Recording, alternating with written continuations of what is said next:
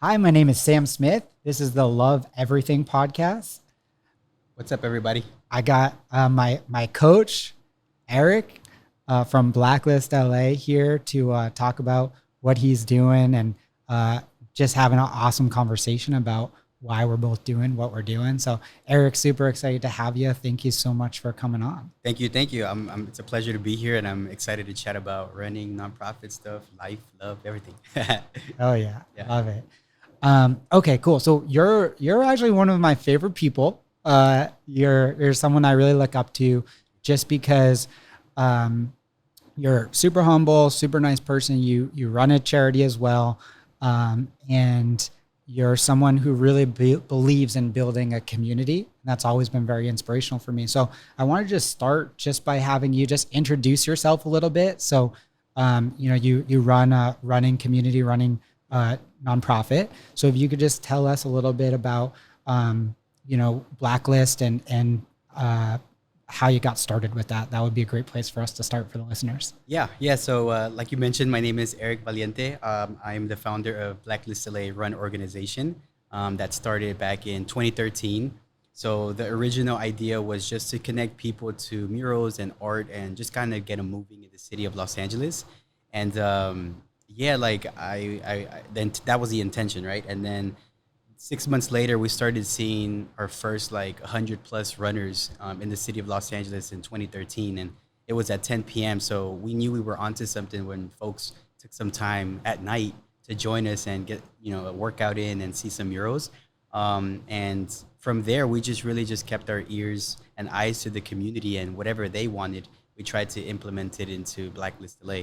And we didn't know if it was going to be for profit or nonprofit at the time. We were just really just having fun, getting people active and moving. And as we progressed, we started talking about organizing a little bit more because people were starting to ask about shirts and races and what are we doing. And when we decided to become a nonprofit. And a lot of the folks that started with us in 2013 are still with us. So Carlos, Vanessa, and there's a bunch of folks, Hans, Delia, Eddie. But yeah, like we just, it's for the city. So our mission is to connect people to community art and running via free training programs and weekly events. So that's what we do for the city and the people of Los Angeles. That's so cool. Yeah. So your full-time job is basically putting on group community runs and giving people free coaching and free training so that they can like reach their goals, whether it be running a marathon or some other type of running goal. Is that accurate? Yeah, absolutely. And there's some advocacy in there, and then just the maintenance of the org, but the majority of it is coaching, programming, and getting people active. Yeah, and you're my running coach. Yeah. And you've been coaching me for free for the last couple of years, which I'm super grateful for. Yeah. It's hard to find a good coach. Finding a good coach that does it for free is Right. like unheard of. Yeah. I mean, you pay me with the miles, with the BQ that you're definitely gonna get. Yeah. Yeah. So for people that don't know, a friend had recommended me to Blacklist, and Blacklist is an awesome community that's open to anyone. So it doesn't really matter your skill level. Like if you're someone who just wants to get into running, or if you're someone who wants to like qualify for Boston or even go faster than that, Blacklist kind of has a spot for you. Is that right? Absolutely. Yeah. From the walk to run beginner to the sub elite and even somebody that wants to qualify for Olympic trials. That's so cool. The thing I love about Blacklist and the organization is like running is something that most people hate. Yeah. Right? For sure. And then, we have a community of people that love it, Yeah. especially people on our BQ team. But I think a lot of people don't. I think a lot of people just think like you're either just born to love running or born to hate running. Right, It's not right. your thing. Like I'm someone who hated running, didn't like it at all, and then through having a goal and through meeting people in the community, I kind of like learned to love it and like literally rewired my brain. Yeah. And I've found like through running that the reason like running is literally my favorite thing. There's a lot of things I love, but it's my favorite thing. And the biggest reason for it is like, I feel like every lesson that there is out there in life, you can learn through running. Yep. And Absolutely. like the marathon to me is the ultimate of that Yes. because of how long it is, and because you know, when I was running in high school, I did one season of track. I wasn't very good, but that it was all about thinking about the finish line. Yeah. And you can't get through a marathon just thinking about the finish the whole time because No. it's too long. Yeah, it's 26 miles. Yeah. So can you tell us like about how Blacklist with the Walk to Run program? Because that's actually something I don't know as much about, but I would love for maybe this podcast to help inspire people to show up to a Blacklist event, even if you feel like you're maybe not a runner, but you see that there's people out there that like it, or you know there's someone like me who hated running and now it's literally their favorite thing in the world. So can you tell us like more about that program and how you get people that maybe aren't super into running, and how you've seen the progression of people who started there and then maybe it turned into more of a fanatic like I am? Yeah. So we started lane number 9 at Crenshaw High School. But before that, we had a program called Running 101. So it was an introductory program for the community to have them start with walking intervals and then eventually do some running intervals. And within 10 weeks, they would complete their first 5K. Again, it's a free program for the community because ultimately we just want them to be active 30 minutes a day. So now we kind of relaunched it because Crenshaw High has 9 lanes. Yeah. And we figured we should use the facilities as best as we can because it's permitted, and you know, the organization and REI luckily is helping us sponsor that night. But lane number 9, what it is a walk to run program. We dedicate that last lane to the walkers and the runners and the beginners. And currently they're in week 4 of their training plan. So they started with intervals. I believe it was like 90 seconds running, 60 seconds walking. And they would repeat that for 20 minutes. And the program's complete with strength work. Elvia is the coach that's helping me out there. And in the next 6 weeks, they're going to complete their first 5K nonstop. So it's a walk to run program. And I encourage everybody that maybe wants to try out running to join lane number 9 because there's no pressure. And the cool thing is you get to see the other folks that are in lane number 1, working on their fitness and working on their own goals, and you can commingle, right? So like once you get the courage, you go up to somebody and you're like, hey, how can I, get there? What advice would you give me? So it's cool to see, really good runners mixing in with the beginners because ultimately I feel like we're all students of the sport and then we're all elevating each other to become better. So that's lane number 9. Okay, that's awesome. And is that every Wednesday at Crenshaw High? Is that right? Yeah, so every Wednesday at 7 p.m., but they have 3 to 4 workouts throughout the week, including strength work. So we only host one of the nights, and then the rest is their own responsibility. Got it. Yeah. So I think that's awesome because there's so many people that they want to start taking care of themselves more. They want to start maybe going to the gym, or they want to start running, but they don't have a training plan. They don't know what to do. Yeah. I know, like, so for me, I didn't really work out until like 4 years ago. And I did like a pretty big transformation in my life back then, but I was like super insecure about going to the gym. Yeah. My running workouts that I started doing were crazy. They didn't make any sense.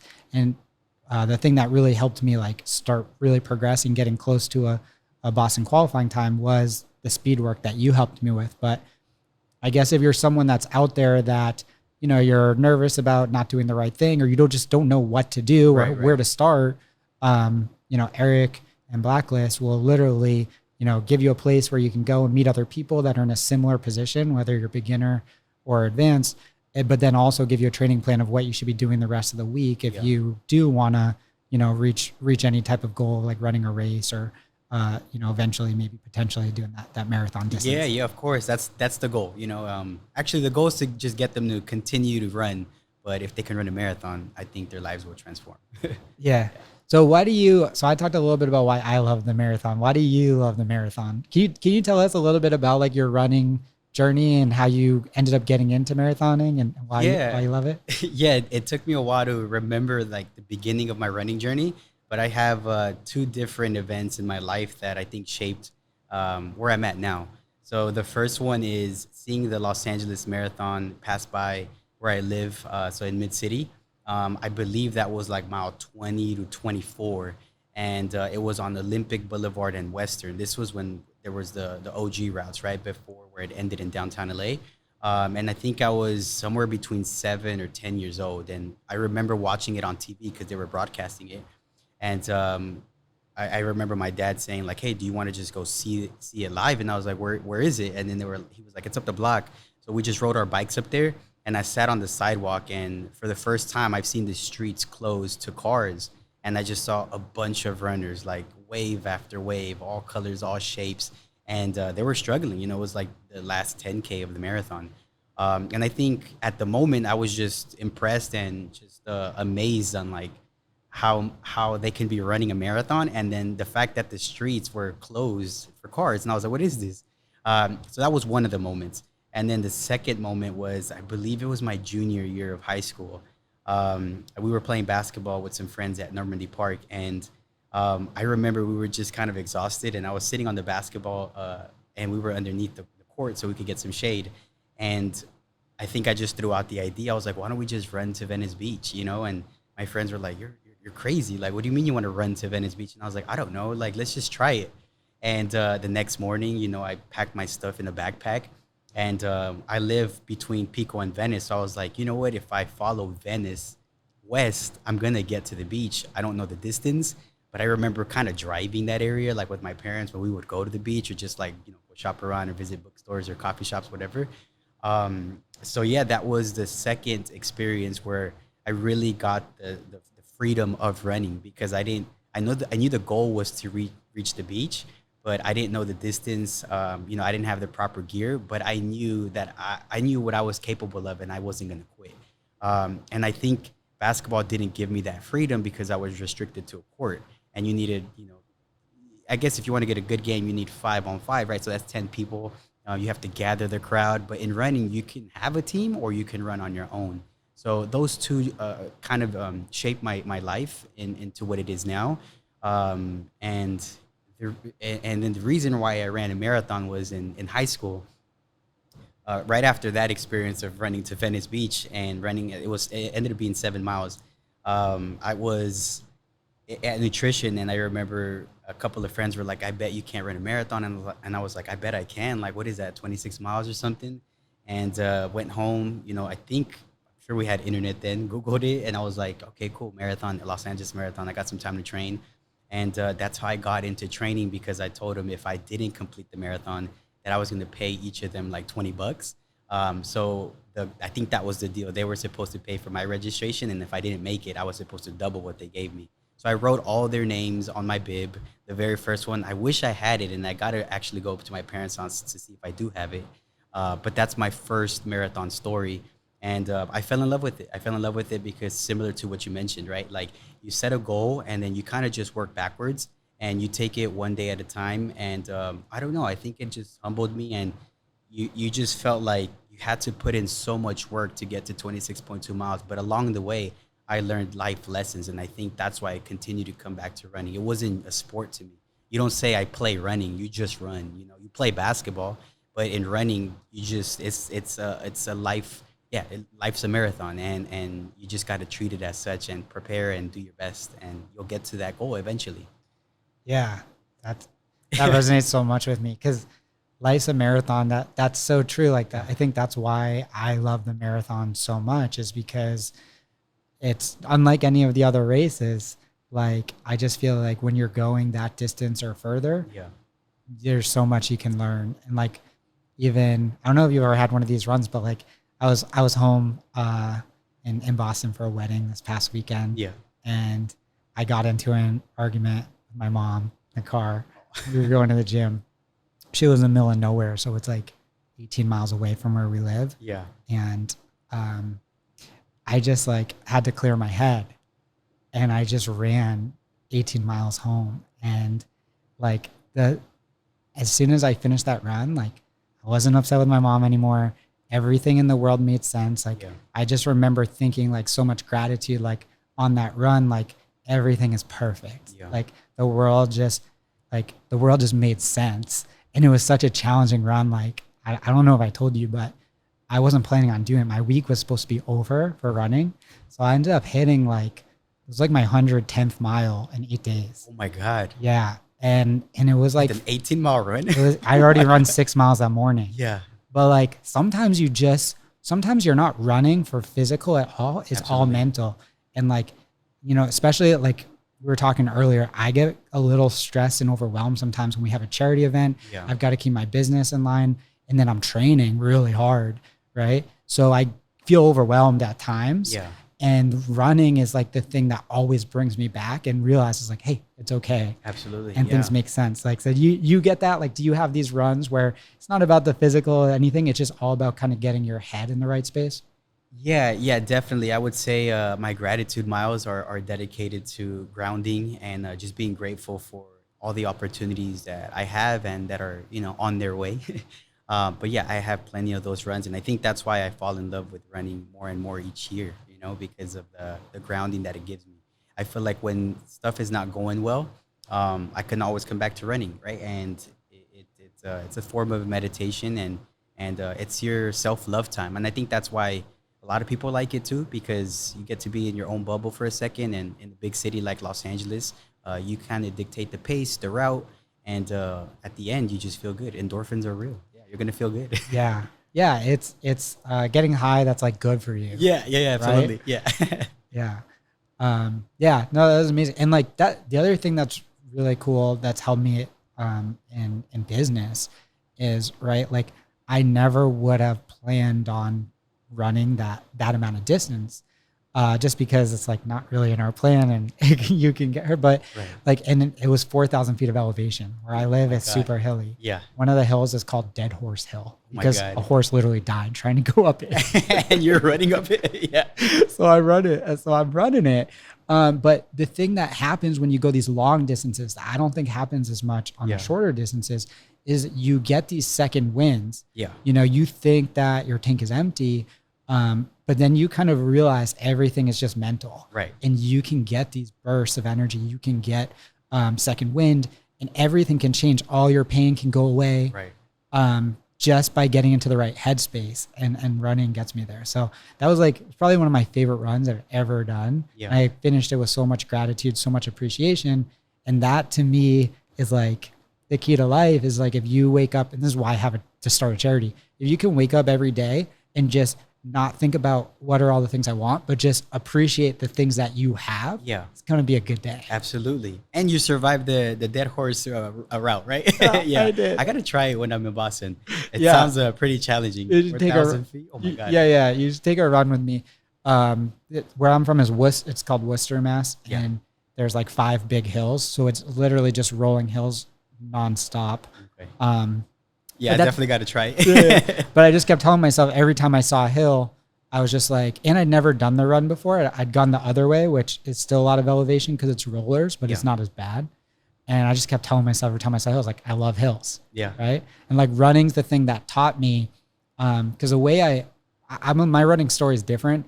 I wasn't a runner and then decided, oh, let me see if I can do a marathon.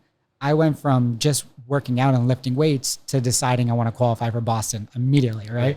So when I started running, I was like doing long runs immediately, like, as quickly as I could, because I had about 6 months to train for it. Yeah. And I hated it. It was brutal. But like through working out, I'd found that, okay, when you commit to doing something, like the best feeling in the world is like following through on promises you make to yourself. Absolutely. Yeah. Right. So I realized through like my fitness goals with lifting weights, that's like, no, I said I'm going to qualify for Boston. I said I'm going to do this marathon. So I thought I would do it in 6 months. That's how I have a big ego. No, it's tough. I mean, that's good. Yeah, That's good. but it wasn't close, right? I missed it by an hour, but the whole point is it got me going. Right. And the thing that switched for me, where I'm super grateful that I didn't just like dip my toes in the water, but I decided to try to qualify from Boston from the beginning, Yeah. is I realized really early, actually in Venice, because Venice is like Oh, 5 that's miles what's up. from my place. Yeah. Right. So I was doing my first ever 10-mile run. Yeah. And I was like in so much pain, and I was 5 miles away from my house. Yeah. And I was like, this is not ending anytime soon. And so I just started telling myself, like, you love this, Yeah. you love this, you love this. And I just started smiling. And like you probably noticed me at the track a lot of times. I think I For sure. smile. Yeah, yeah. You Right. smile through it. That all came from me realizing you're never going to reach your goals if you don't enjoy this. Yeah. But the idea of like literally rewiring your brain is something I learned through running. Yeah. And now that applies to my business, that applies to even this charity. Like I have a huge fear of like rejection and failure. Yeah. And you have to always ask people for help when you run a charity, right? Right. So that's like a very hard thing for me. But again, through running, I learned that you can enjoy things that you don't like, especially things that are good for you, like bringing people together. And Right. so that OG lesson I learned from running, and now it's just helping me in all the different parts of my Yeah, business. yeah, that's exactly what we were just talking about, right? So many learning lessons and life lessons that you can learn from just one run, you know? So imagine training for a marathon, you'll unlock so much potential. Exactly. And so if you feel like you want a little taste of that, come join Eric at Blacklist or join us at Blacklist. Yeah. And do the community runs. And then can you talk more about the art part of it? Because that's really cool. I haven't actually been able to make it to one of the art runs Yeah. because they're later and I wake up super early. But can you just tell us more about that? Because I don't even really know actually. Yeah. So that's our staple run. It's a Monday night art run, and that's how we first started back in 2013. And it was really just a way to give appreciation to the muralists and the street artists that really pour their heart and soul into the mural that they're painting. And I started seeing more murals and street art as I was biking because I started deciding to go a little bit more car free when I was younger to work and stuff like that. And I would be on the bike, and it was easier for me to jump off and visit the murals. So I wanted to kind of have more folks enjoy and appreciate the beautiful artwork that's in our city. So that's when we did the running part, right? But Monday night art run, we visit a mural. Usually the distance is between 3 to 4 miles. And we tag the artist. Los talks about the mural and what it's trying to portray, and a little bit of the artist, so we can show them some love. And our name Blacklist LA came from that experience because in 2013, a lot of the artists that we were visiting, they were blacklisted from traditional art galleries because it was still seen as graffiti. And I think some artists still looked at it as graffiti because if it's not permitted or if it has some sort of different types of like, it just depends on the owner of the building, right? Or the city. They can come out and buff it out. And somebody might have spent, a lot of money to put it up, or maybe not spend money, but, try to send a message to the community. And then in 6 months, it's gone. So we felt like we should support them. And if we support them, maybe they can make a living off of being muralists and artists. Not that we like completely help them, but we wanted to show them like, hey, you spent 10 days doing this or 15 days in the sun doing this. We'll be out here and we'll support you and we'll tag you and we'll bring more people to your mural and your art. And I'm happy that 9 years later, there's a lot of murals in the city of Los Angeles, and it just continues to grow. So that's our Monday night art run, and it's it's safe to say that globally we started the art run. So before it was just running, and we made it a destination. So we kind of like not made it seem like they were exercising. It was like, hey, you get to visit a mural, get to post pictures on Instagram. But at the end of the day, they got 3 to 4 miles. And I think they just fell in love with running. So I'm super appreciative and grateful for the artists, because if it wasn't for them, I doubt we would be able to get 100 plus runners on a Monday night. That's awesome. Yeah, I have to make it to one. I'll stay up late. Yeah, come join us. Yeah, it's fun. It's an experience, and you get to see the community out and different folks, right? It's not necessarily about performance, but just about a day with people in LA. Yeah, and it is cool. Like that was actually one thing where my run that I did over the weekend, I was just telling you about, it was nice. It's like, it is fun when you run to a destination, when it's not just out and back. Like, Yeah. I was like, okay, I'm 18 miles away from home. I know I have a ton of hills, but I'm going to get home. Right. And yeah, if you're going to like an art place with a bunch of other people and then it's a destination, I think for especially beginners that maybe haven't fallen in love with running, Yeah. it makes it more fun, right? Yeah, it's a good introductory run for sure. That's awesome. And is it for that run, is it kind of all paces, or is everyone kind of doing a slower pace? Or Yeah, we have 3 pacers, and I would say we usually post on our Instagram at blacklistla.events, and we have the front pacer that stays at like 7:38, and then the back of the pacer, the back of the pack, it's like 11:30. But we encourage everybody to show up. We just bring up a +1 if you're planning to run faster or slower. so they can feel safe on the streets because it is at night. So, but it's welcome. Everybody's welcome to it. That's awesome. And so I think, correct me if I'm wrong, but there's 3 runs each week that you basically host, right? Four runs. There's 4 runs? Yeah, 3 that we always have, and then when we add Lista, it's 4. So can you tell us about Lista? Because I actually am not really familiar with that. And then I know you do the long runs on Saturday. Yeah, so we kind of spoke about our Wednesday track night. So that one's track night. We have 800 meters, intervals, fartleks, tempo runs, and it's just a way to get people to get a little bit faster and focus on running. And then our Thursday run is Lista. That one's a women-led run, but everybody's welcome to show up. And that one is strictly just to get people to feel comfortable, or specifically women to feel comfortable running in communities, and hopefully inspire them to create their own communities and become coaches, because there's not a lot of female coaches out in I would say in the city of LA. I feel like there's a couple, but I feel like it's more male dominated. So I would say that's the goal of Lista, is just to get people to come out and join us. And like I said, it's a women-led run by Vanessa. Yeah. And then our Saturday run, it is our DIY miles right now, which is do-it-yourself miles. So whatever's on the schedule, people can run 3, 4, 10 plus miles. But that one turns into our double-digit Saturday during our marathon training cycles. Got it. And yeah, so when we're training, like within 3 or 4 months from a marathon, then that's part of the training plan. You're telling people, hey, you're going to run this amount of miles. And I think you guys set up like aid stations, right? Yeah. So we'll have support for the LA marathon. And that once we get up to like 12 plus miles, we'll have a water station, some bananas, some oranges, just support for them to get through that long run. That's awesome. Yeah. Cool. Can you talk more about like what drives you? I mean, you're coaching for free, right? Yeah. Like there's a lot of coaches out there, and you're the only one I know of that's doing it for free. And it's not like, I mean, maybe I missed this, but I don't think you're like just have millions of dollars and you're just looking to give it all away. No, I right? wish. So like that, obviously, like this is something that you really care about, and it's really like deep in your heart. And yeah.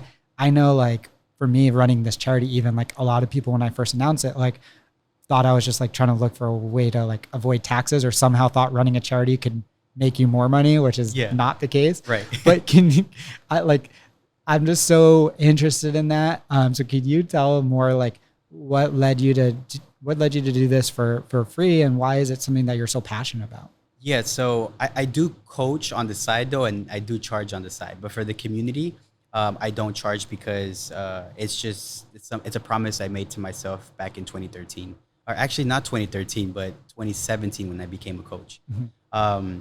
And I think I do it out of it's like access to sport is what I call it, right? So when I was growing up and I ran my first marathon, I also went through the journey of seeing if I needed a coach and finding out how to train for a marathon. And everything was pointing me to running stores, or I think it might have been Road Runners or something. I forget what it was or what it is, because I'm not sure if the program's still there. But most of the training programs were in Santa Monica or Venice. And I was like, my parents can't take me there. I don't want to take the bus all the way over there. So I'm going to have to train by myself. So in central LA, there wasn't coaching, marathon coaching. I believe there was probably high school coaching and middle school coaching, cross country and all that stuff. So I wanted to kind of bring that to central Los Angeles and where I live, right? I wanted to be that person that can get somebody to their first 5K all the way to a full marathon, ultra if they want to. So that's where that love for coaching came from. And at the same time, I wanted to learn more about running, because before I was a coach, I would just run marathons almost blindly. I knew I had to get a certain distance in. I think my long run before coaching was like 14 to 16 miles. And that was like my peak week. There was no strength training. There was no recovery. I was just running, and I wasn't getting injured because of basketball and because I was a little younger. But as I got older, I started seeing like, man, I probably should really become a coach and know what this is, so I can also, give back to the community in that sense. So it's just a way to give access to people that might not have the funds to hire a coach, but I still want to support them and get them to their goals. So that's where that love of coaching comes from. That's so cool. Yeah. I love it. Thank you. Cool. And then like the other element Yeah. of Blacklist I just wanted to talk about is the part that I'm most connected with.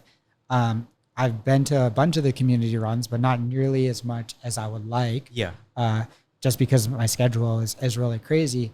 But the run that I am at every week is the Monday night Boston qualifying squad run. Yeah. Can you talk a little bit about what the BQ squad is and why you decided to start that? Yes. So the BQ squad, aka Boston Qualification Squad, it's a team on Monday that meets at Rancho Cienega track at 6:30 p.m. Sometimes we change locations, but the majority of the time we're there. And it's a group of individuals that really embody what it means to qualify for Boston. So we have team requirements, we have mileage requirements, and it was really a way to get folks to run Boston, right? So like once you're in the running community, not that this is necessary, y'all, you can just have fun with it. But if you like running, eventually you're gonna hear Chase the Unicorn, Boston, all these different things, right? And that's a qualifying standard that you have to run. So the paces are really fast and it's based off of your age.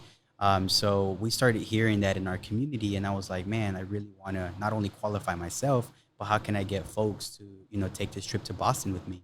So that's kind of where the Boston Qualification Squad started, and yeah, now 2 to 3 years later, we've had over 5 to 6 people qualify for Boston. They not only qualify for Boston, but they also become almost leaders in the community, which is one of the best parts. Is they go back on Wednesdays or Mondays or Thursdays, and now people look up to them and are asking them for advice, which is pretty cool because I never wanted it to be this like elitist thing where like Boston can kind of feel like that sometimes because you have to qualify and you have to be this certain person. But for me, it was like qualify for Boston and then find ways to get more people to Boston because it's a lot of their dreams to run this race. So that's what the Boston Qualification Squad is. Monday nights we push pace, and yeah, we just work really hard, and we're all super like-minded, and everybody there has a super strong work ethic, including you, Sam. So like, I mean, I know you're gonna make it happen, and I've seen your progress from when you first started, and it's unbelievable. So I can't wait till you qualify for Boston and get that race in your belt. I appreciate it, Yes, sir. Coach. Yeah, and just so people know, like I had to totally change my schedule just to even join the team because I used to do my long runs on Sunday because I usually work all day Saturday, and we have our track workouts on Monday night. Yeah. And then I never run at night because I wake up at 3:30. So, but I got invited to a couple of practices to kind of test it out, and just being around other people that really want to push themselves. Yeah. Like we're all different people, but the cool thing is like every single person on the team are just genuinely like beautiful people. Right. Like there's all good people. Like there's no jerks. Yeah. Everybody just cares about each other's success. And then you need that sometimes. Like if you want to qualify for Boston, which is really hard, I think only like 1 or 2% of runners qualify, right? So it's so beneficial when you're having an off day to just see one of your teammates running it, pushing themselves, and be like, okay, am I going to be the guy that doesn't give it all, all today? When you see everyone else, giving it all they have. Yeah. And so like, to me, it's like a no brainer to just figure out how to be on the team and make sure I'm meeting the requirements and showing up to practice, because that's priceless. Like just being able to do, and that's what my charity's mantra is. It's do something hard with people you love for a cause greater than yourself. And we all had different whys, but we all are pushing ourselves as hard as we can. We all love doing it together. So I'm super grateful just for you providing that opportunity. It's definitely been a huge improvement to my routine, to my life, and qualifying for Boston will mean so much more because I did it as part of the team than if I had just done it on my own. Absolutely. Yeah, no, I am, the BQ squad is something that I'm personally proud of, and the organization is happy that we have that squad, and I'm telling you, you guys are superstars for sure. Now, like, so let's say someone like, someone like me, who's like, kind of a little full of themselves, thinking they can qualify faster, right? So, someone's listening to this and they're like me, they're like, if I do something, I go 100%. Like, so if someone wants to join the BQ team, like what is that process like? Like how, if someone wanted to become a part of that, I know it's not something that you can just, sign up for and automatically you're on the team. So what would someone have to do if they wanted to join the team? Yeah, that one. I remember asking these questions like, how are we going to get people to join BQ Squad? Because the goal is not necessarily to grow; it is to pick the right people with the right work ethic and habits, right? So the way to get into the Boston qualification squad is you have to get a referral from somebody. So I like because I'm limited as far as coaching. That same night I go to the community art run at night. I didn't want to necessarily feel like I was responsible for everybody, although I am. I wanted to make sure like if somebody refers somebody, instead of me going to the new person, I'm going to go to the person that referred them. And that almost puts the runner in this like state of mind of like, hey, maybe I should just focus on myself and not bring somebody else. And if they are bringing somebody, I'm trusting them, right? And they're already part of the squad, so I see their work ethic and I see who they are, right? So I'm like, I know if you're going to bring somebody and refer them to the squad, that they have the right habits and we're going to get them to that goal. So it's based off of referral. And yeah, I think we're pretty packed right now, but I'm excited to continue the rotation and getting folks to that qualification. But if in the future we can grow it, we definitely will, because I just want to make people's dreams come true. Yeah. Yeah. And Boston, it's funny. The Boston Marathon is a dream that not a lot of kids have, but then you get into running and it becomes the dream. Yeah, it's like in any sport, there's that one race or event that you think of, right? And I'm sure even artists, they have like, what is that one called in Miami or Basel, I think. But what I'm trying to get at is there's different things in your craft that you have to qualify for. You can't just pay the admission fee and registration fee and you get in. And I think that's why so many people love Boston, and I'm happy that we have that support for the organization and community. Yeah, for sure. And so for people that don't know, I've kind of referenced it a few times on this podcast, but I've been running for 3 years now. From the beginning, my goal has been to qualify for Boston. For my age group, that means generally. Tell them how close you are. You're so close, man. Yeah, so you had to do under 3 hours. And my time was 3:01 in the last marathon. So I was very close. And then I kind of broke my foot in a freak golf cart accident. And you chose a challenging course too. So like, that's another requirement. I didn't mean to cut you off, but I think you should share your time and the fact that you did it in Los Angeles. Like that race is not easy. You could have chose a flat course, not to take away from flat courses, downhill courses. But if you're on a BQ squad, you have to run a challenging course because Boston's hard. So yeah. So I'm really close. I'm at 3:01. Yeah. And then the really cool thing is, I partnered with Charity Water. So right now, all the money that our organization raises is going towards a water charity called Give Power, where they basically they put up these solar water farms. They sort of desalinates water and turns it into clean drinking water. And really cool technology. Their big ones will give 35,000 people clean water every day for 20 years. They maintain it that whole time. Very, very cool. But we've committed, we committed $100,000 to them by the end of October. As you know, the New York City Marathon is in November.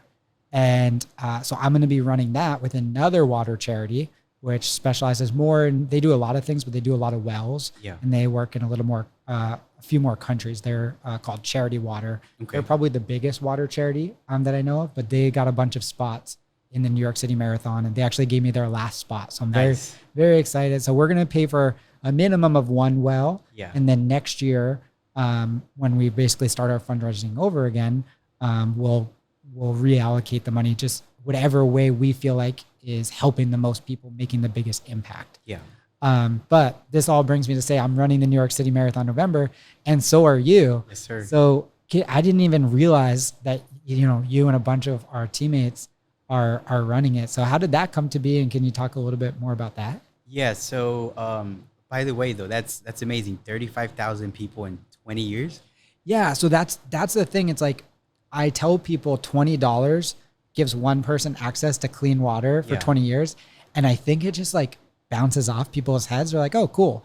But they don't realize think about it. Like if you were to go to the gas station and get water, that's like 12 water bottles. Right. And instead, because it's taking ocean water, which is limitless, I mean, they're expensive, right? It costs about $700,000 to build. But if you do the math out, $700,000 divided by 35,000, it's 20, right? So it just literally breaks down to $20 for each person to get water for 20 years. And it's this whole self-sustaining economy too, where they hire locals in the village to maintain and do security, and they train them on that. And then they have it set up so that they can provide maintenance for it for the full 20 years. So it's hard because I think a lot of times with charities, I don't know if this, I'd love to hear if this happens with your organization, but people, when they hear about charity, a lot of times they're just kind of go into, oh, okay. And then they go on to change the topic. But I think if people realize like, no, you're literally saving someone's life or at least giving them clean water when they're drinking dirty water with just a $20 donation. Like how cool is that? Like if someone's about to get hit by a car and all you had to do is pay $20 for them to, like, it would be like, not only will I pay that $20, but that's a great life experience. I just help someone live. I definitely go through that with Blacklist LA. But you just got to keep trying. You know, honestly, I'd like to think they might be donating to another organization, you know, that has similar interests. So I'm hoping that that's where the money's going. But I think you're doing what you're doing is you're putting on these events and you're doing the podcast, and you keep spreading the word, and eventually it's gonna stick, you know. So just keep trying, like running. But the New Balance, the New York City Marathon came through New Balance. So that one, we had that partnership. I was doing a photo shoot with them. I think it was in March or April, and we had just finished LA or Boston. I forget what month it was. And they just said, what do you have on the fall and winter schedule? And I said nothing. And I'm happy that I can, you know, rest and have an off season, and I won't race till 2023 with LA. And they were like, what about New York City? And I was like, I mean, yeah, if there's an opportunity. And they were like, I think we can get you in. And I think a lot of the brands know that I personally don't want to just go by myself. I wish I can take everybody. So when I initially received the email, they told me that they can take 10 people. So I was like, oh my God, they gave me an entry plus other folks, you know? So that really warmed my heart because, again, I want to take all people, but at the same time, I'm like, 10's better than 1, right? So I felt comfortable accepting it, and it's a world major, you know, and I think I'm grateful for the opportunity. So it came through New Balance, and we took some of the teammates, the BQ teammates, and also some community members that have been with us for 5 to 6 years from the beginning, you know, or not from the beginning, but from years past. So it was just a way to thank them and also give them opportunity to run this world major, because I don't know if we're going to get it again. So it was a partnership with New Balance, and we're both going to be there in November, ready to rock and roll the 5 boroughs. Yeah, it's such a blessing for me because so one of the things that's like very exciting about being on the BQ team is once you BQ, you get to literally go to Boston with your teammates and run it. Absolutely. And so, you know, I ran a 302 marathon in November last year. And then we had another one in March, which was the LA marathon that you referenced, where I thought I would qualify. It's like only 2 minutes. I did PR, but it was a 301. So I didn't qualify. So that was devastating for me because, you know, I means I don't get to go to Boston. So I signed up for another race where I thought for sure I would qualify, but then I got the, you know, broken bone in my foot.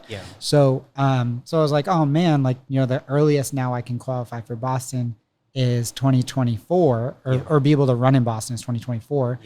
But this is almost like, it's not Boston, it's not the same, but with a bunch of my teammates, I get to travel and run this major marathon. So, you know, that made me feel so good that you guys are going to be there too, because it'll give me a little bit of a taste of what Boston will be like when I do it in 2024. Yeah, and you're doing it for the work that you're doing, the charity work that you're doing. So it's extra special because you get to train, but you also are giving back in a sense, right? So it's like 2 things at one time. Yeah, and that's like what I've been just trying to do with my life is like make every part of my life try to complement the other one. So like, for example, for my business, I run a 100% referral business. So all my customers are people that were just referred to me. And then for every referral, we donate $250, which gives 12 people access to clean drinking water. So it helps that. And then besides the referrals, the biggest way we raise money is through these events. And they're all endurance events, like things that I want to do anyways. So like our next event that we just announced it yesterday on Instagram. But basically what we're doing is it's called the 100 people in 1,000-mile challenge. Okay. So we'll get your feedback on it. But Yeah. this is the idea. We went out to lunch a couple months back, and you gave me some really good advice. And that's actually why we're sitting here today, as I hired this company. This is amazing. Yeah, like this is crazy. Yeah. Yeah. So I take your word. Your word carries a lot of weight because, like I said, you're doing so many things that I admire. Most importantly, just like living a purposeful life. Yeah. But anyways, so the event, we're gonna try to get 100 people to participate. So we just did a 5K where we got about 70 participants. Nice. So we want to try to up it and see if we can hit 100. And the goal is to travel some distance the weekend of September 10th and 11th. So it's virtual. You can do it on your own. Okay. We will have a couple meetups that we'll announce on social if people want to do it with others. But the idea is you can do it on your own. You can walk, run, or bike. And to participate, you got to do a minimum of 1 mile. So we're not saying you got to do anything crazy. You can do more if you'd like, but a minimum of 1 mile without water. Okay, that's not bad. Yeah. And the idea behind it is, as I just expressed to you, a lot of times when you tell people about a charity or you say something like $20 gives someone access, they're like, it's kind of bouncing off them, which I understand. Like there's so many different things out there. You can't really just open yourself up to everything or it'd be overwhelming. Yeah. But the thing that that's drawn me to the water crisis is that it's very solvable, right? There's a million really good causes out there, but of the ones that I've researched and looked into, this is the one that it's like the most clean cut. It's not like there's two sides to the story. Yeah. It's just, if we put more money towards wells, solar water farms, that type of technology, the crisis could be ended. Right. So, the challenge is in America, most people don't know like the number one killer of children is lack of access to clean water. Most people, that's news to me. Yeah. Most people have no idea. It's the number one killer of people in the world. But especially children. I think we all have there's the innocence of a child, For right? sure. Yeah.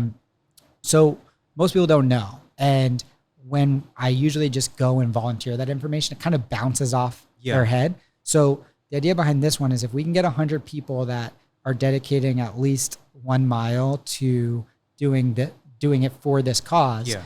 When you tell someone like, hey, what are you doing this weekend? They're like, oh, I'm actually doing this walk or this run or this bike ride, and I'm not doing it without any water. Yeah. Everyone's reaction to that is, why are you doing it without water? Yeah. And they're concerned. Yeah. Yeah. And now is a conversation, right? Now you're not just telling them something they don't want to hear and they're looking to change the subject, but now they're asking you, tell me about this. Yeah. Right. So the media doesn't cover the water crisis, which I think is why most people don't know it. Right. There's theories why. It doesn't really matter why, but I think it's because it's not controversial and probably there's only one side to it, right? Yeah. You can't get people mad at each other with this. But it doesn't matter. But the point is, I can't do anything about that. But what we can do is like a grassroots campaign to get more awareness. So what we're doing is, do this event. Doesn't matter. I'm not asking people to put themselves at risk. Do whatever you're comfortable with. So if you just want to do, obviously everyone can go 1 mile without water. It's not a big deal. If you want to do more, do whatever you feel in your heart you want to do, but tell someone about it. Tell someone about what you're doing, and they'll ask why. And that conversation is what will lead to more people saying, "Oh wow, I didn't realize that that's such a big problem, and I didn't realize that a $20 donation could go so far." Right. And I think that's more stuff like that. Obviously, years over years, this is an annual event. Last year we had 4 people do it. Okay. So this year we're looking for 100. Yeah. So as we grow it, is it free or they have to pay registration? Yeah, so it's free. So it's not like our 5K where it's a registration. So anyone can do it. So hopefully we'll shatter the 100. So it's to raise awareness of the water crisis. Yeah. Okay. Now our hope is that we will raise money from the event, but got it. We're not asking for any donations from anyone to sign up. So to participate, it's all about just registering. Got it. And then just doing a mile. And if you want to post about it on social media, obviously that can reach a lot of people. Yeah. But even, I'm someone who, until you and I had that conversation, I really wasn't on social media at all. Yeah. So even for those people, I still want them to be a part of it. If you don't want to participate on social, that's fine too. Just tell someone. Tell one person, right? And if everyone kind of commits to that, people are naturally gonna want to help. Like if if someone understands the problem and people understand Yeah. that there is a solution, I feel like not everyone, but a good chunk of people will say, okay, like let me just do what I can. Let me donate $20. Yeah. You know, let me give 5 people water and donate $100. Obviously, everyone has different means, right? Yeah. Or even if you just donated $1, you just gave someone water for 1 year. Right. So it's still really cool. Yeah. When you think of a dollar in water for a year, it's almost like a no-brainer, right? Exactly. Like I could probably walk a mile and find quarters and be like, here's Yeah. you know, so it's doable. Like you mentioned, it's a solvable problem, and you're doing it, you know? So that's amazing. Yep. So, and then from there, what will happen is we'll get some people that are signing up just to say, yeah, Sam, you know what? You asked me. This isn't something I'm as passionate as you are, Yeah. but it takes, 15 minutes to walk 1 mile. So Right. I can give you 15 minutes of my time if it means a lot to you, which it does. So I really appreciate it.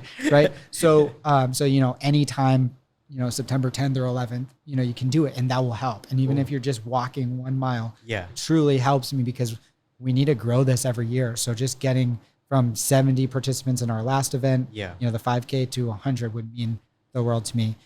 But there's also some people that when they hear about this, they're like, wow, I want to do more. Like I want to do more. That's good. So, That's good. Yeah. so for those people, what we also have set up is these pages where their friends and family can pledge per mile for them. Okay. So we are hoping to raise money. We want to spread awareness, which is the main goal of this Right. event. But if you're someone that's like, I want to do more, and a lot of the people that are like that, they don't have a lot of income. A lot of the people that are passionate about this are college students, right? So they Right. don't even have a full-time job, but they want to do their part or do Yeah. something. So what you also have the option to do is, put in however many miles you're planning on doing and then share that on social media. And we have a site set up so that your friends and family can just give you $1 per mile or $5 or $10, Yeah. whatever they want per mile.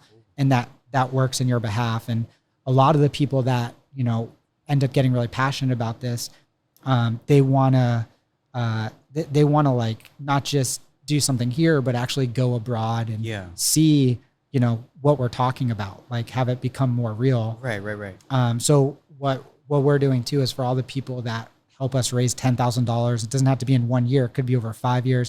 It could be over 10 years, or 20 years or whatever. But Yeah. once you help us raise $10,000, we're going to bring you to the field and you're going to get to kind of see the impact that we're making. And we're a side project that we're also doing is just putting solar panels on a school without electricity. Yeah. And meeting those people. So a lot of the students, and not even students, actually all ages, want that type of opportunity. Because I think a lot of people understand Yeah. we take things for granted in America, but there's the knowledge and then there's feeling it in your heart, right? Absolutely. And I think sometimes we have the knowledge, but to actually feel it in our heart, we've got to go experience it. Yeah. So that's like the other part of what we're trying to do is help people have that experience. So in February, we're taking 10 people to Colombia. Nice.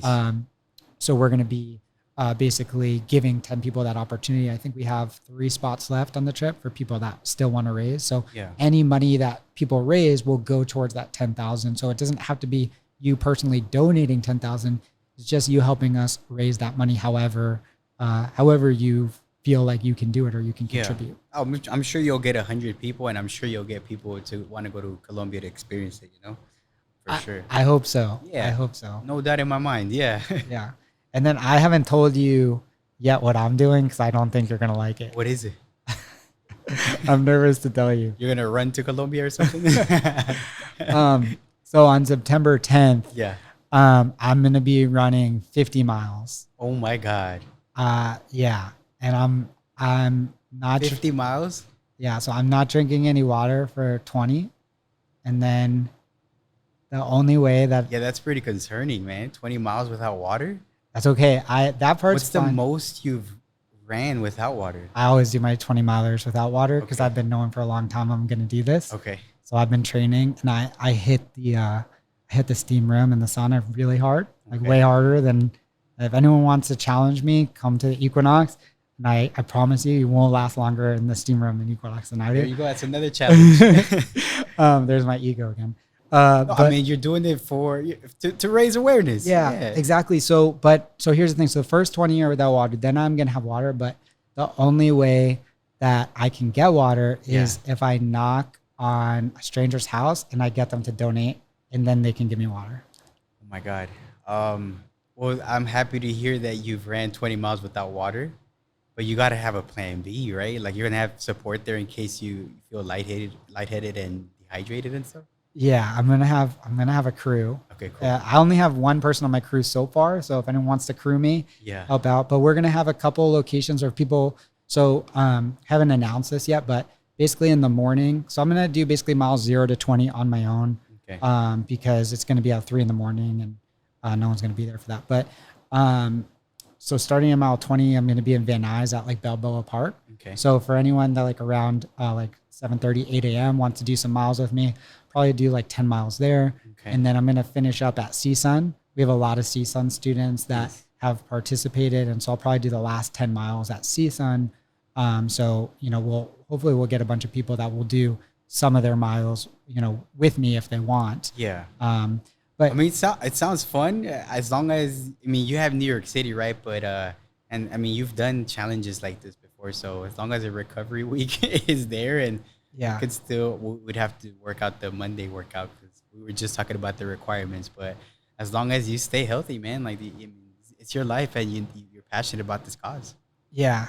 And it's one of those things it's hard to explain, but it's like once I got the idea in my head that I was going to do it, like I didn't really have a choice. Like I just have to do it because like I know that it's possible. Like I know I can do it. Yeah. I've been training.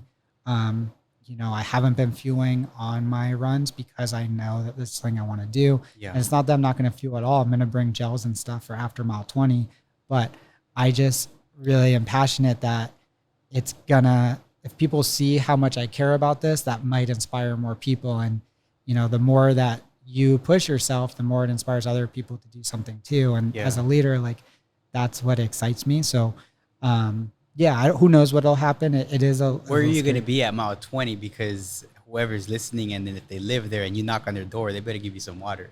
Yeah. So we're gonna be in Van Nuys, but All right. so I do have an ace in my hole. So all my customers live in the valley, Okay. right? So I'm not. Last year, that's how we did it. We didn't bring water. We did 100 mile relay with no Yeah. water, but we had our customers sign up as aid stations in advance, so Got it. we knew we would have water as long as they didn't bail on us. Yeah. But this year, so I'm still going to go to my customer's house and hopefully I'm going to ask a lot of my customers, who hopefully a lot of my customers feel like I've done great service and have really had their back. So hopefully they'll have mine and pledge per mile for me. But what I'm going to be doing is getting the names of their neighbors, and then I'll be going to their neighbors. So it's not complete. They are a stranger because I've never met them, but Yeah. I'll be like, oh, hey, are you Frank? Yeah. I'm like, oh, cool. I'm just coming from John's house, and then that's kind of the soft introduction. So it's a Got it. little easier. Okay. So that's kind of my plan is I'll be going to my customers. We'll be dropping off flyers for all my customers as we run past them. Yeah. Hopefully get some donations that way. Get some pledges. Yeah. But their neighbors will be the ones that get water. And then a lot of times what happens, like I said, everything's a win-win. So people see what I'm doing. They talk to their neighbors about how I help them with solar, and they're so happy about that experience and all that. And then, I get more business, and that's how I fund all of this. Right. This podcast, everything that we're paying for. It's like, I'm fortunate where I make a lot more money than I need to get by. Yeah. So I can afford to pay for all the overhead. So all the donations that we get go towards the field. That's awesome. And so I'm super lucky, but it's all because of my customers. Right. And so And hopefully it's I'll cool get more that customers. you bring them in, you have them involved in the nonprofit work that you're doing as well. Yeah, absolutely. Like I just try to make everything a win-win. Yeah. So, yeah. Cool. All right. Well, I appreciate so much your time. I have one last kind of topic that I wanted to make sure we tackled before we got out of here. But it's more just like advice. I've mentioned many times, like, that it's so cool. Like, especially coming from my background, like I don't have a lot of personal relationships. Most of my heroes or people that I really look up to are public figures, right? Like David Goggins for me is someone where like I listen to his audiobook all the time. Yeah. And it speaks to me. And I think he speaks to a lot of people, but it really resonates. Like I like his mindset or you know what he's preaching. And Right. there's other people like in business. Ray Dalio is that person for me, but most of my mentors have been people that I've just seen online Right. or read their book. And then for you, the cool thing is you've been building this community for like a decade now. Yeah. So for me, as someone that's like, you know, trying to build something and it's really hard to get traction, it's really hard to get people Yeah. to care. And it's so much work. It's so nice to be able to see someone that I know personally that has gone down that journey, and to see that you have 100+ people at these runs, you know, 10 years later. Like I'm the type of person, like I don't care how long it takes. Yeah. But it's so nice to see it's possible. Absolutely. Yeah. And so you've kind of been that for me. So I appreciate that. Oh, thank you. Yeah, I mean that's it's it's surprising to hear. I'll take it. Yeah, I'm happy to hear that. Yeah. So one of the things I want to get your advice on before we go Yeah. is, you know, so I came to Blacklist through the BQ squad. Yeah. You know, that was my introduction, which is this really challenging team. Right. So everyone on the BQ squad is really good runners. You know, we're all pushing ourselves to break the Boston qualifying time, whatever it is for our age or gender. Yeah. Right. And so I just love being around these people that are wanting to push themselves. And what this charity is for me, because like, you know, I could have just become passionate about the water crisis and then Yeah. just joined one of these other charities that we're partnered with and just helped fundraise for them. Yeah. The reason why we have our own charity is like, if you're passionate about the water crisis, but you donate through us instead of directly to one of our partners, who's Yeah. the money's still going to the same place, you're helping someone who's also trying to better themselves at the same time. Yeah. Like, so our mantra is do something hard with people you love for a cause greater than yourself. And what I'm really passionate about is finding a community of people that want to see what they're capable of. Yeah. And what I've found through this journey is that you can't force people. Maybe you've learned this from the, you know, bringing people on the BQ squad. You can't force people to want a really big goal. You can't convince them. It has to come from within. Yeah. And that's one of the reasons I want to be on social media, so is that more people can see what I'm doing. Yeah. I don't want to convince people, hey, come join me, come do this. I want them to see what I'm doing and have that like speak for itself. Right, and then right. have them come to me and be like, I see what you're doing. Yeah. I want to be a part of it. So the cool thing that you've done is built this big inclusive community, but then there's this sub community of those people that really want to push themselves. Yeah. And you started with the big community, and then you created this kind of subdivision later. Yeah. And then I'm kind of like coming from the opposite place, where I'm one of the people that's doing these really hard things, but then I'm realizing like, okay, that's not for everybody. Yeah. It's okay if you might, you know, find fulfillment, or you might find, you know, what you want to do in other ways, Yeah. but you still want to help out. You still want to be part of the, you know, solving the water crisis. So I'm trying to make it more inclusive, right? Which is why it's like, hey, just, you can walk 1 mile, opposed to last year where everyone did 20+ miles. Yeah. So I just would love to get your advice on, you know, building a community that's really inclusive while still having a place for people that it, you know, is not necessarily inclusive. Like you have to really earn it, and Yeah. you have to really push yourself to be a part of it. Because I've seen people come and go from the BQ team. Yeah. So if you could give me your just advice or thoughts on that, I'd love to hear what you have So to say. the advice on like how to build, like make an inclusive community? Or? Well, both. Like, so the balance, right? Oh, I see. because, Yeah. Because like, I feel like if I just make this like inclusive to everybody, I'm kind of losing a part of myself, which Yeah. is like the part of myself I like the most is Yeah. the part that likes to do really hard things. Yeah. Yeah. So I don't want to lose that. But if I only have this charity open to people that want to do really hard things, I'm going to miss out on so many people. I think you're doing it. It's you have to have a balance of events, right? So you have to find out what the mission is, and the majority of the work should be for the mission, right? And then I would say like 80-20, if anything, right? Like 80% of it needs to be for, like for me, it's community, right? That BQ squad, it's more of a, it's a fast team, and does it help the I guess what I'm trying to get at is you have to have a balance of both, but the majority of what you're doing needs to be inclusive if you want more people to participate. So the events that you're having right now, which is like walk 1 mile, have some pledges, I think that's perfect because it's an entry level thing that somebody can do to attach to the cause that you're promoting, you know? And at the same time, you want to have these bigger challenges, not only to fulfill your own, like, you know, personal things that you want to accomplish, but at the same time, people like to give back to these greater challenges too, right? So that's more on your own with a smaller team or something that you can like live stream and use social media for. Because I don't know if you would find like a lot of folks that want to do 50 or 20 miles without water, right? Yeah. I think that's pretty cool. You might find some folks, but what I'm saying is you got to just choose the events to have that balance. So like you mentioned, I think you're doing it. So you have the opportunity, people could walk and then people can join you on this challenge. So for me, from my perspective, you're already doing it. And as long as you keep it accessible for everybody to participate and you have these events throughout the year, you'll be fine. Yeah, yeah. Because I guess what I was trying to say earlier was my balance is Monday, Wednesday, Saturday is strictly community, even Thursdays. And then Monday with the BQ squad, it's more for the individual. And then how we made it to kind of seep over to the community was I had them, you know, show up to the practices outside of BQ and share their knowledge. So this is something that kind of came through while we were growing it, because the first year was more like BQ, that's it. And then now it's more about like BQ, but you're also responsible to share this knowledge with the greater community. Because then I feel like the ultimate goal is to grow community and get people active, not necessarily to get them to Boston qualified. Like I like that personally, Yeah. but the organization's goal is how can we get people moving for 30 minutes a day? Yeah.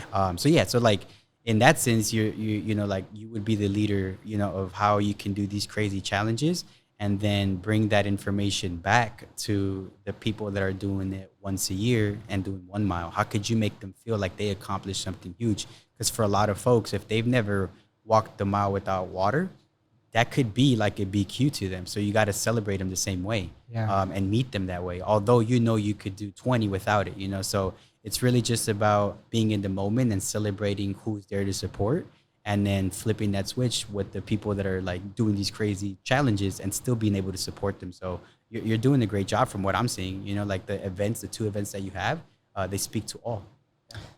That's awesome. I appreciate it. Yeah.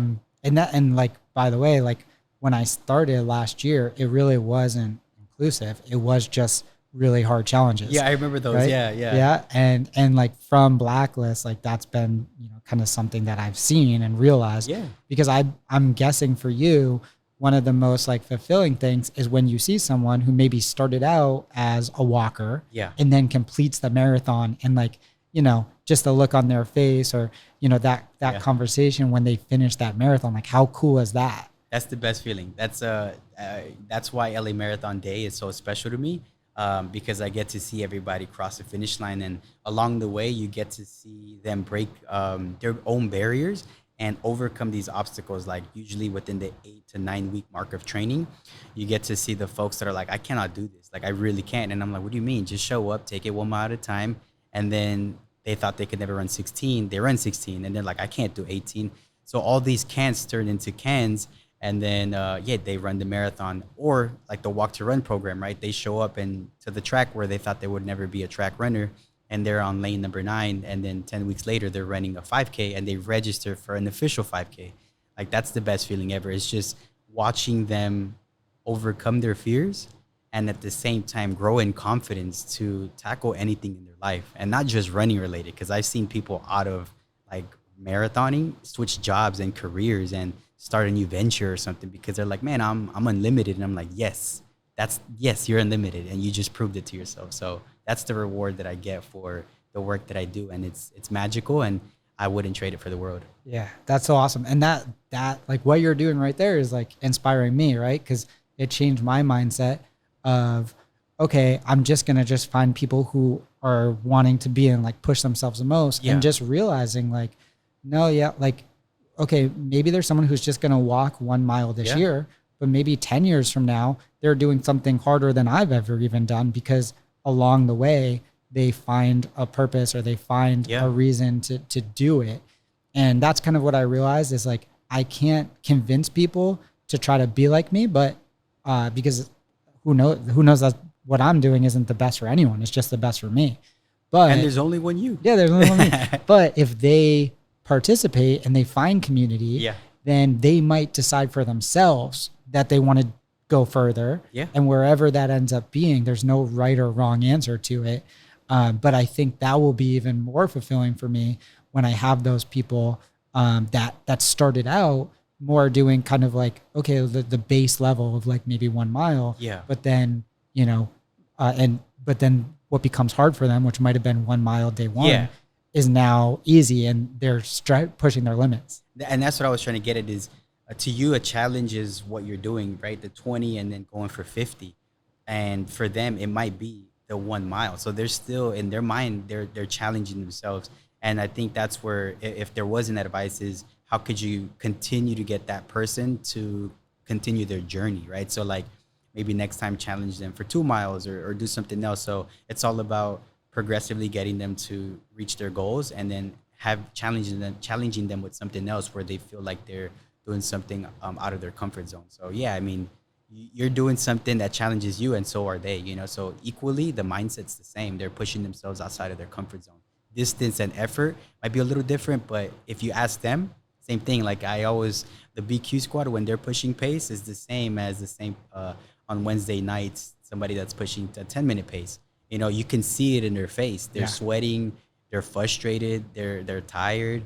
So I'm sure the same thoughts that we have when we're pushing sub-6, sub-4 pace, they're thinking the exact same thing, you know. So it's just it's relative, is what I'm saying. For sure. Yeah. Hard work is hard work. And Yeah. like for me, when I'm saying do something hard as part of our mantra, it's not about like what I think is hard or what anyone else thinks it's hard. It's just do something that you're proud of. Yeah. Right. And that's what I want to hopefully inspire more people to do, is to do something that they're proud of in the name of a really worthy cause, like the water crisis, or even any other cause. Like if, you know, it doesn't have to, obviously we're trying to raise money for the water crisis, but if someone, because of what we're doing, does something that they're proud of, and, you know, they're doing it for something bigger than themselves, which is something they're passionate about. Yeah. That's still awesome. Like the world is still better because of what we're doing, and that's a win either way. So very cool. But yeah, I just want to thank you for being an inspiration. And I think that's like all the topics we've talked for a while. Yeah. Did you have any other things that you wanted to discuss, or No, we covered it all? I think just continue to follow your dreams and continue learning, and you're going to see that everything's going to slowly unlock. The world knows what to do. The universe knows what to do. As long as you're putting in the work, you're going to receive everything you want. That's true. Yeah. That's true. Love it. Awesome. Well, that's going to do it for Love Everything podcast. Thank you so much, Erik, Coach, for being on. It's a great time, and I'll see you guys all next time.